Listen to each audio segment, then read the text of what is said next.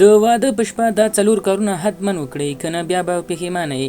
په سلامونه او احتراماتو مو هرکلی کوم ملګرو، هیله ده چې روغ جوړ او د صحت جامې مو پر تن وي. زه یو ځل بیا ستاسو په خدمت کې د یو نوي ویډیو سره حاضر یم. د نظر له شریکولو نه وړاندې وایم که زموږ چینل مو نه وي سبسکرایب کړی نو زموږ چینل سبسکرایب کړئ او په خوا کې ورسره د ګونګړي نشان ووهئ. مننه. یو خاوند د واده په اوله شپه خپلې میرمنې ته داسې نصیحت وکړ چې څلور خبرې تل په یاد لره. لومړی خبره دا چې له تا سره ډېره زیاته مینه لرم، نو له همدې کبله مې له تا سره واده کړی او د دې کور ته مې راوستلی. که چیرې ما له تا سره مینه نه درلوده نو هېڅکله مې له تا سره واده نه کاوه. دا چې ته مې د خپل ژوند ملګري وټاکلې او دې کور ته مې راوستلې، دا خپله د همدې خبرې ثبوت دی چې زه له تا سره مینه لرم.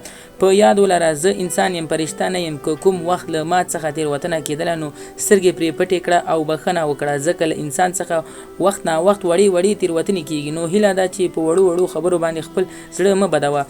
دوهمه خبره دا چې ما د ډول په شانتې مه ډنګوه. میرمنې ورته وویل څه مطلب؟ زه پوه نه شوم. خاوند یې ورته وویل که چیرې زه کوم وخت سخت غوسه اوسم نو ما ته د غوسې په وخت کې ځوابونه مه راکوه، ځکه که چیرې خاوند غوسه اوسي او په دې وخت کې میرمن هم په ځوابونو پیل وکړي نو د حالات د خاوند او میرمنې د اړیکې لپاره ناوړه پایلې لرلی شي. او که زه غوسه وم نو ته له حوصلې او آرامه مغزو کار واخله. که چیرې ته غوسه وي نو بیا زه له حوصلې کار اخلم، ځکه په یو وخت کې د دواړو له طرفه غوسه او ځوابونه ورکول د واده په اړیکه ناوړه پایلې شیندلی شي.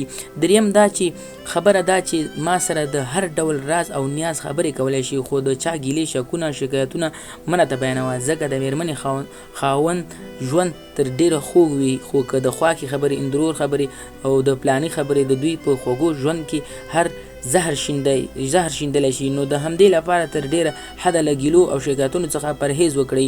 څلورمه خبره دا چې زړه یو دی، خو په دې کې مینه ځای کېدی شي او یا هم ممکنه ده نفرت ځای پیدا کړي. په یو وخت کې دا دواړه شیان په زړه کې نشي اوسېدلی. که چیرې په تېروتنه کې زما کومه خبره پر تا بده ولګېده نو په زړه کې یې مه ساته. ما سره د زړه له اخلاصه خبرې کوه، په زړه کې دې بده خبرو ته ځای مه ورکوه، ځکه کله چې انسان په زړه کې وړو بدو خبرو ته او خاطرو ته ځای ورکړي نو یوه ورځ هغه انسان د شیطان د وسوسو ښکار شي او په زړه کې یې د مینې پر ځای نفرتونه ځای پیدا کړي. نو کله چې په یوه اړیکه کې نفرتونه پیدا شي هغه اړیکه بیا تر ډیره دوام نه مومي. نو ملګرو تاسو هم خپل خوږ ژوند مه تریخوئ، په وړو خبرو خپل ژوند مه خرابوئ. نو هیله کوم ملګرو که زموږ ویډیو مو خوښه شوي لایک کړئ، شیر کړئ او زموږ چینل هم سبسکرایب کړئ. مننه.